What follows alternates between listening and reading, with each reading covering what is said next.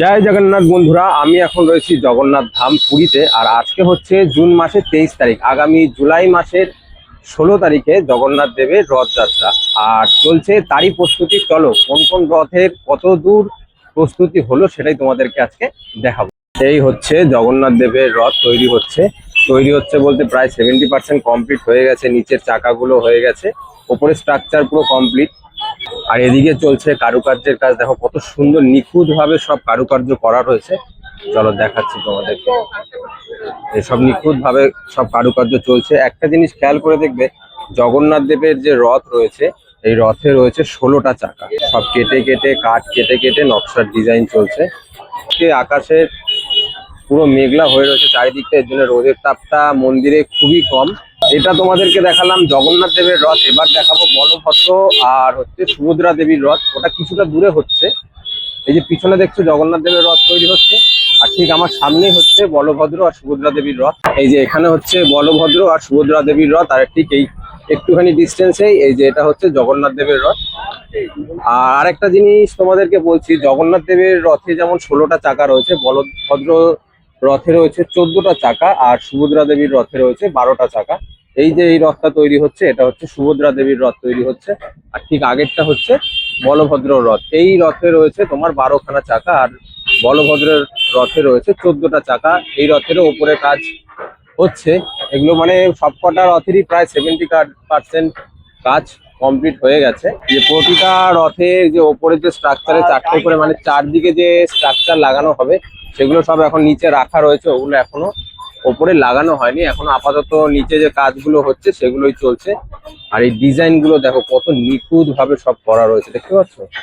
চলো আগে গিয়ে আরো দেখাচ্ছি। এক একটা ডিজাইন এত নিখুঁত ভাবে করছে আর করা হয়েছে, সেটা মানে না চোখে না দেখলে বিশ্বাস করার মতো না।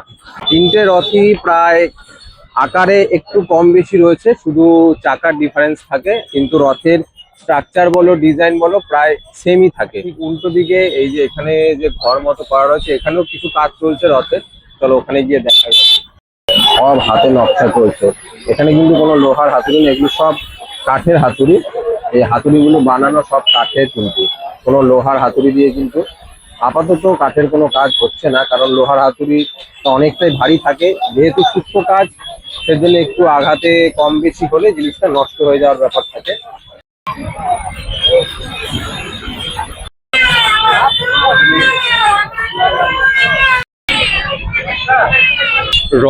রথযাত্রার যে রথ যে বানানো শুরু হয় অক্ষয় তৃতীয়া থেকে শুরু হয়। এবং কেন এই অক্ষয় তৃতীয়া থেকেই রথ বানানো শুরু হয় আর এই রথ বানাতে কি কি কাঠ লাগে, এটা আমার অনেক দিনের প্রশ্ন, মানে জানার ইচ্ছা। তো সেই কারণে যারা রথ বানাচ্ছে, মুখ্য যে কারিগররা থাকে, তো তার কাছে আমি জানবো যে এটা কেন হয়। চলো আগে জেনে নি। অক্ষয় তৃতীয়া से ये रथ क्यों शुरू होता है?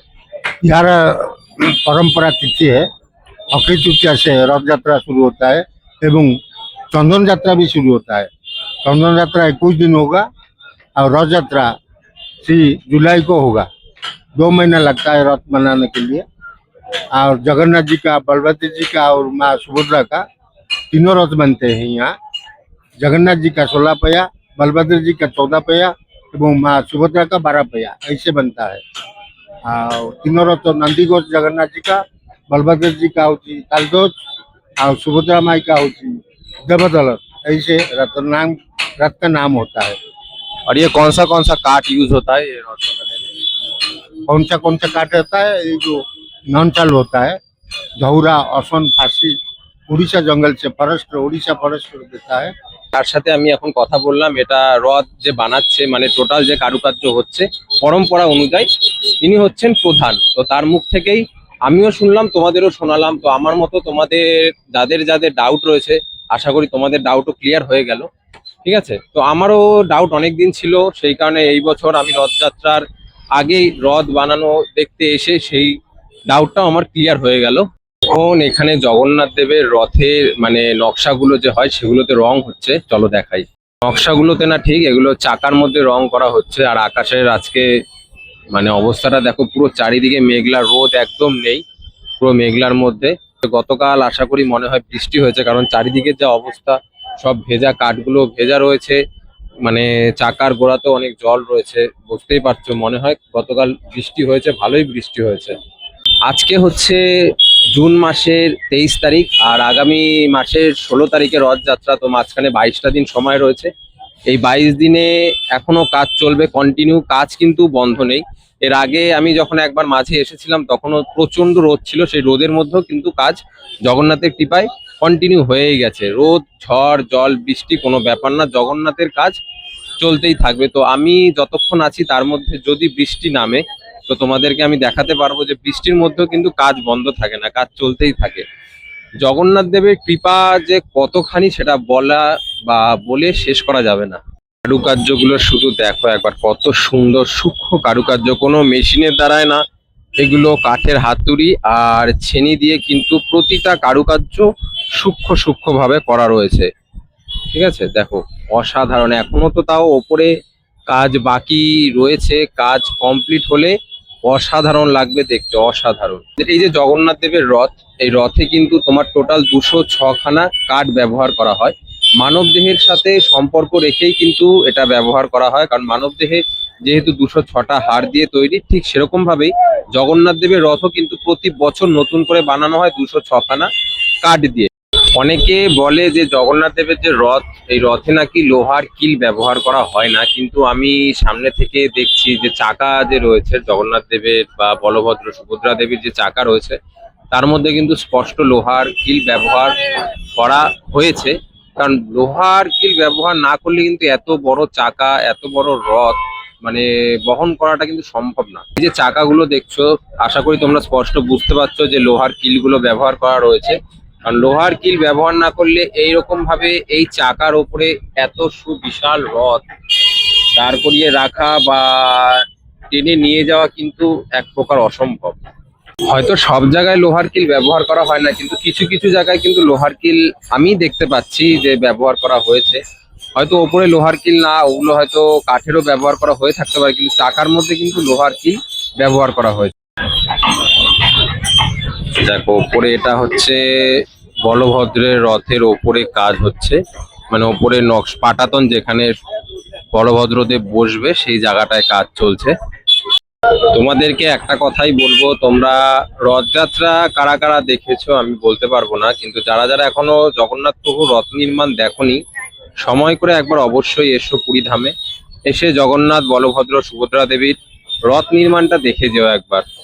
আজকের ওয়েদারটা যেহেতু মেঘলা রয়েছে সেই কারণে সব দর্শনার্থীদেরও মানে খুব সুবিধা বলতে খুব ভালো লাগছে, কারণ এইখানে যেই পরিমাণ রোদ থাকে এই মন্দির চত্বরে বলে না, মানে উড়িষ্যায় রোদের তাপটা খুব বেশি, ঘাম কম হয় কিন্তু রোদের তাপটা খুব বেশি, গরমে কষ্ট হয়। তো সেই হিসেবে আজকে দর্শনার্থী যারা যারা এসছে তারা লাইন দিয়ে প্রভুকে দর্শন করতে কোনো কষ্ট পাবে না, এটুকু আমার মনে হয়। এখানে দেখো সবাই বসে রয়েছে, সচরাচর কিন্তু এখন যা সময়, এই সময় কিন্তু কেউ এখানে মানে নিচে যা তাপ সেই তাপে কিন্তু বসে থাকতে পারে না। তো যাই হোক সবাই এখানে বসে রয়েছে। কারুকার্যগুলো শুধু দেখো, কি সুন্দর নিখুঁত কাজ, অসাধারণ অসাধারণ। এদিকেও রং করা হচ্ছে, এখন পুরোটাই হলুদ রঙের কাজ চলছে।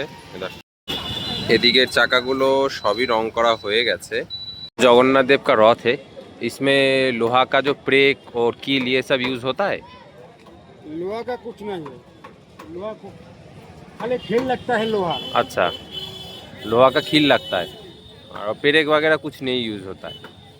এই দেখো দেখাচ্ছে যে কোনগুলো লোহার ব্যবহার করা হয় সেগুলো দেখাচ্ছে। ঠিক আছে, একটা জিনিস ঠিক, রথের যে চাকা রয়েছে এর মধ্যে কিন্তু কোনো প্রকার গ্রিজ বা বল বেয়ারিং জাতীয় কিছু ইউজ করা হয় না।